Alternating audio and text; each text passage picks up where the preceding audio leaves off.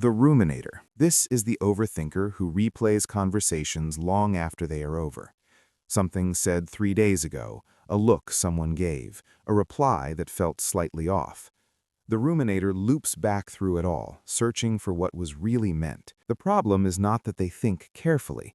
It is that the mind keeps returning to the same material without moving forward. Psychologists sometimes describe rumination as a form of problem solving that never reaches a solution. The loop runs, but the exit is missing. It tends to get worse at night, when there are fewer distractions and the mind has room to work. Most ruminators know they are doing it. They just cannot easily stop. And in that gap between knowing and stopping, a great deal of time quietly disappears. What makes it particularly exhausting is that the mind is working hard the entire time, yet nothing actually gets resolved. The catastrophizer. This type takes a small uncertainty and walks it forward to the worst possible outcome. A headache becomes a diagnosis. A delayed text becomes a ruined friendship. A mild mistake at work becomes the beginning of the end of a career. The catastrophizer is not inventing the bad outcome. They are genuinely tracing a logical chain from point A to point Z, skipping nothing in between. The problem is that the chain is not realistic.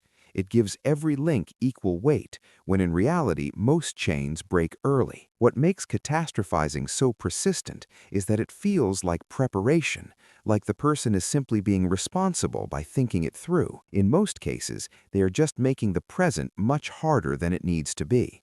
The relief they are searching for never quite arrives because there is always one more outcome left to consider. And so the mind keeps building the worst version of a future that, in most cases, will never arrive. The overthinker who cannot decide. Some people become so aware of all the possible outcomes of a choice that making the choice becomes nearly impossible. They research, compare, weigh, and revisit. They ask for opinions, then second-guess the opinions. Then they ask again. This pattern is sometimes called analysis paralysis, and it tends to be worst when the stakes feel high, but the actual difference between the options is small. The thinking is meant to reduce risk. What it usually does is transfer the discomfort from the decision itself into an extended period of suspension.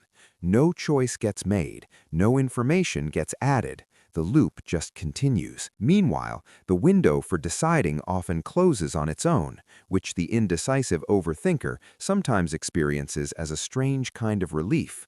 But that relief is temporary, because the same pattern will return with the very next decision, large or small. The social replayer. After a social interaction, this type goes home and reviews it. What they said, how it landed, what they should have said instead. They notice the moment they laughed too loudly, or the pause that felt awkward, or the comment that may have come across wrong. The social replayer is not reflecting because they want to improve. They are replaying because something feels unresolved, and they are trying to retroactively fix it. The irony is that most of the moments they scrutinize were not noticed by anyone else. Research consistently shows that people overestimate how much others observe and remember about them. The conversation the social replayer is still editing in their head was likely forgotten by the other person before they reached their car. Yet the replay continues anyway, polishing a version of events that exists only in one direction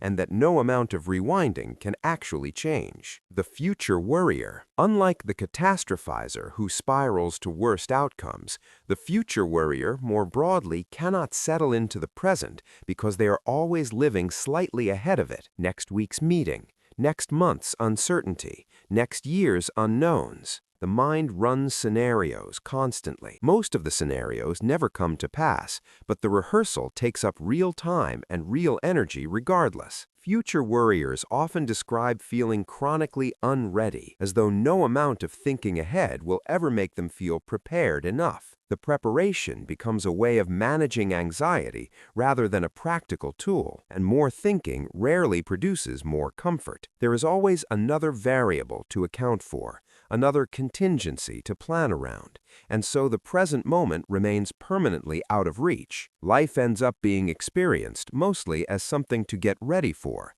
rather than something that is already happening. The meaning searcher. This type cannot let something rest until they understand why it happened, why the relationship ended, why they were treated that way, why things turned out differently than expected. They need meaning, and they go looking for it with great determination. Sometimes meaning is there and worth finding. Often it is not. Life does not always produce clean explanations. The meaning searcher can spend enormous energy trying to extract logic from events that were simply random or complicated or driven by factors that had nothing to do with them. The search itself can become a reason not to move on. Closure for this type is not something that arrives. It is something they are perpetually in the process of constructing, and because the construction never quite feels finished, the chapter never fully closes, no matter how much time has passed. The perfectionist overthinker. Before anything gets done, this type has already imagined every possible version of it and judged most of them as insufficient. The email gets written and rewritten. The project gets planned and replanned. The first attempt is never quite right, and neither is the second. What looks like high standards from the outside is often deep discomfort with anything that might fall short. Perfectionist overthinkers frequently confuse the quality of their preparation with the quality of their output, not realizing that the thinking has long since stopped improving the work and started replacing it. At some point, the planning becomes the activity, and the actual work waits indefinitely for a level of readiness that never quite materializes. The cruel irony is that the imperfect version they feared producing would almost always have been good enough. The comparisonist. This type measures their life primarily through comparison to others, where they are relative to their peers, how their choices look against a general standard, whether they are behind or ahead. The comparison is constant, and it is rarely a fair one. They tend to compare their private reality to other people's public presentation, which makes the calculation almost impossible to win. Social media has made this pattern significantly more common. The comparisonist often genuinely believes that if they just understood how they measured up, they would feel better. The opposite tends to be true. The more comparisons they run, the more unsettled they feel. The benchmark keeps moving, and there is always someone slightly further ahead to measure against. What gets lost in all of this measuring is any clear sense of what the person actually wants for themselves, independent of what anyone else is doing. The questioner of self. This type does not just overthink situations, they overthink themselves, their motives, their character, whether they are a good person, whether they are becoming who they intended to be. They interrogate their own emotions to see if the emotions are real. They examine their own reactions and wonder if the reactions reveal something unflattering. There is a kind of self-awareness here that can be valuable, but when it becomes constant, it works against the person. At some point, self-examination stops being a tool for growth and starts being a form of ongoing trial, where the person is both the defendant and the judge. The verdict is rarely delivered, because the questioning itself has become the default state. Eventually, the person can become so focused on analyzing who they are that they lose the space to simply be that person. The overanalyzer of others. This type spends a significant amount of energy trying to understand what other people really mean, really feel, and really think. A short reply gets analyzed for tone. Silence gets interpreted. A facial expression becomes a signal. They are trying to navigate relationships carefully, which on its own is not a problem. The problem is the volume of interpretation happening beneath most interactions. They are running a continuous background process, reading between lines that may not have anything written in them. Most of the time, people mean closer to what they say than the overanalyzer assumes. The complexity is being added by the person reading it, not the person sending it, and the energy spent decoding what was never encoded leaves very little room for simply being present in the relationship. Over time, the people around them may feel observed more than they feel known.